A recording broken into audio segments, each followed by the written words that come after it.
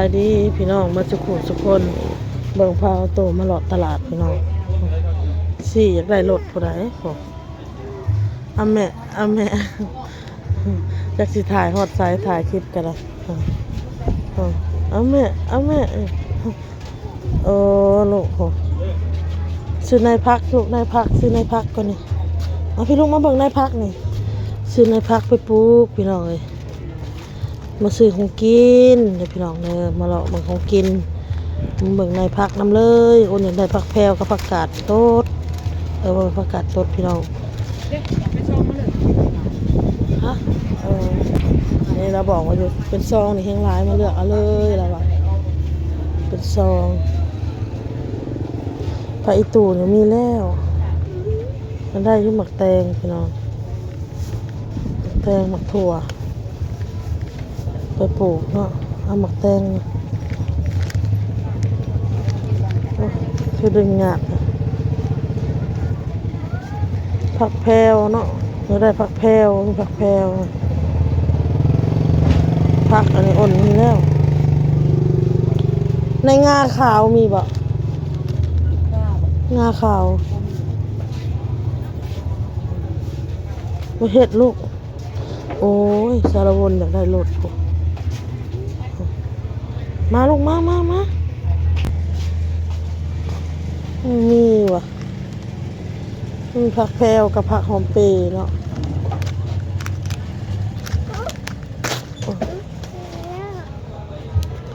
เอาแตงไปปลูกแตงมะถั่วผักงาว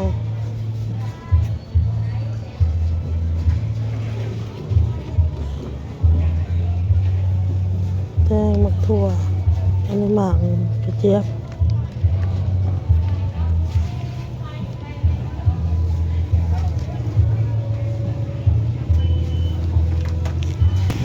เบื้องข่าวในนอนพี่น้อง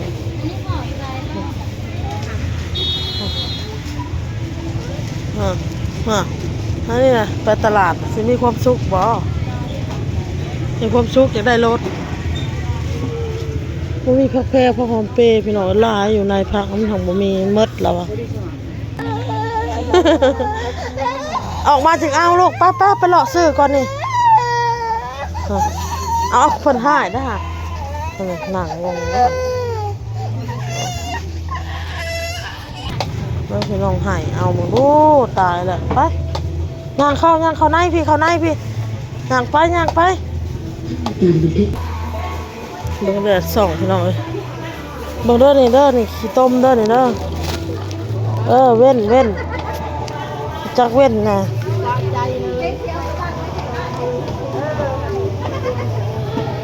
ไปลูกนางมา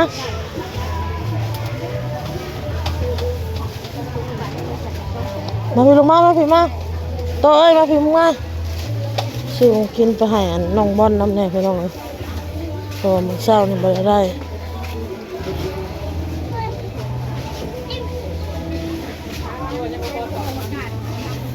เมื่อวานคือบ่เห็นเนาะซื้อปิ้งเหรอ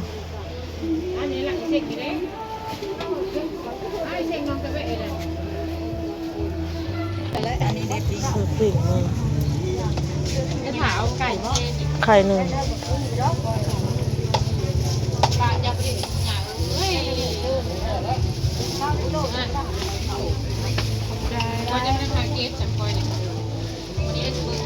ไห่แล้วไปซื้อนายพักแล้วก็เห็นรถแล้วก็ไห่สักงักเขาในหันต้องหายก่อนนั่นแม่มาซื้อหายเลยเนาะฮะถุงใส่เครื่องอ่ะพอดีเต็มแล้วก็ใจดีได้โมมาแล้วก็เอาหายโมเลยได้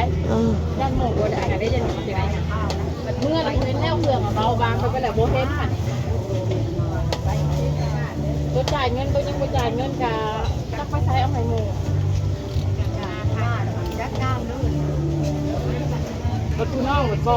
ขั้นได้แล้วก็หายแล้วก็แล้วก็บ่แอบดอกบ่ได้ส่อดอกแต่ว่าขั้นบ่ได้แล้วก็หายแอบส่อเฮาอย่างนี้ก็จะเป็นตลอดแค่เครื่องอื่นกับพี่น้องเราบ่ชิดไปเนาะกับบ่ายอยู่น้องจะได้ตัวน้องตลาดงาม เด็กคนที่ไปทานกระพอยเลยเพื่อนมีเมียเด็กมา น้ำปลาทงเท่าไหร่นี่สูตรกิน เขาได้สิท่ายเมียดง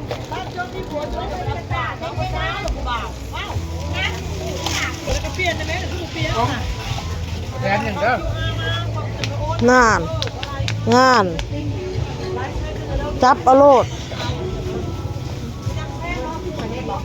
โอ้โหโอ้โหโอ้โหบ่เห็นลูกบ่เห็นพอไปไปบ่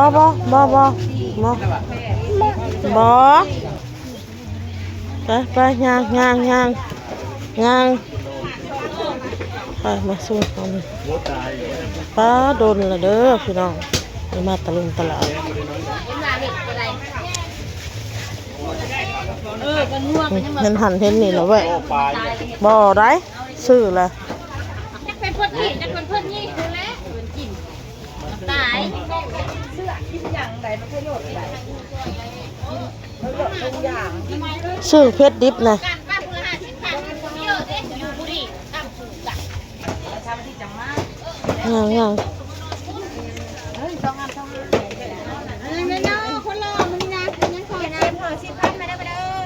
คนได้โหลด ไปย่างไปพูย่างย่างย่าง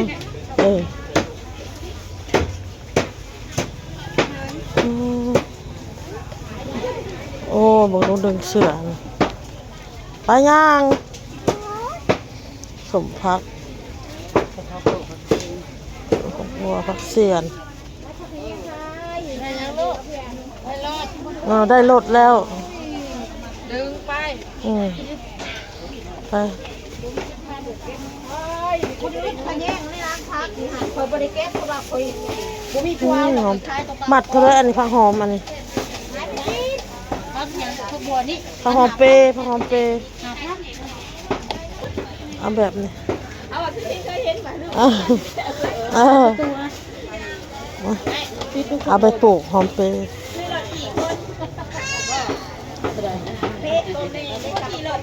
ไปย่าง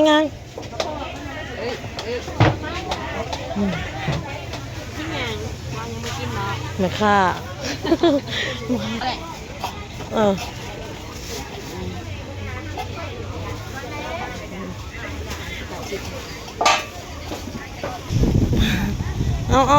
เอาเห็ดดีๆมึงกับเจ้าขายเครื่องพี่น้องขายหดทางหลุมพอได้ไปลูกป้าขึ้นป้าพาตัวมาหลอดตลาด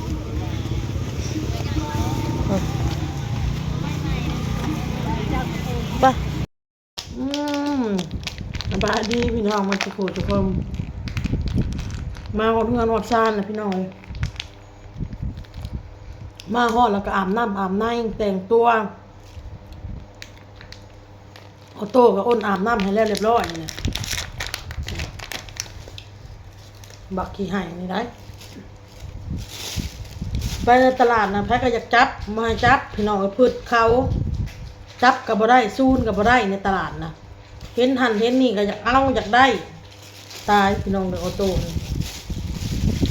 ส่วนมากนะอ้นมีแต่ไปหันอีหยังกรอบซีพีพี่น้องเลยอ้นบ่เข้าตลาดเพราะว่าตลาดมันเครื่องเล่นหลายเครื่องมันเล่นเครื่องนี้มันหลายก็เลยบ่ค่อยอันได้เข้าส่วนมากเพราะว่าออโต้เราก็เริ่มเราใหญ่เราฮู้จักอยากได้หันได้หนีคันบ่อันให้บ่ได้ก็นอนบัดนอนกิ้งนอนเกือกอยู่หั่นทันซิตี้ผัดย่านนั้นหมู่ในตลาดย่านคนในตลาดเว้าพี่น้องโอ้ยลูกอยากได้สำนี้ก็บ่ซื้อให้พ่ะว่าตีลูกตีเต้าของสำนี้พ่ะว่าเฮาผัดคิดจะว่าเครื่องเล่นเครื่องหยังน่ะเฮาก็ซื้อให้ตลอดอยู่มันหลายแล้วของมันบ่ได้ใหญ่ดอกคันเล็กๆน้อยๆคันละ20-30,000เนาะพี่น้องเนาะมันเล็กน้อยเห็นหันเห็นนี่ก็อยากได้กันไปเห็นในตลุมตลาดแล้วก็ได้มาแต่ตลาดเลยเจอสิถ่ายคลิปยาวๆในตลาดให้ FC ได้รับชมได้ฟังกาแบ็คโทรศัพท์พี่น้องก็บ่ได้อำนวยคิดว่าสากแล้วเมื่อคืนนี่เขาตื่นมาผัดน้องบอลแล้วลูกมาแล้วก็เล่นนะ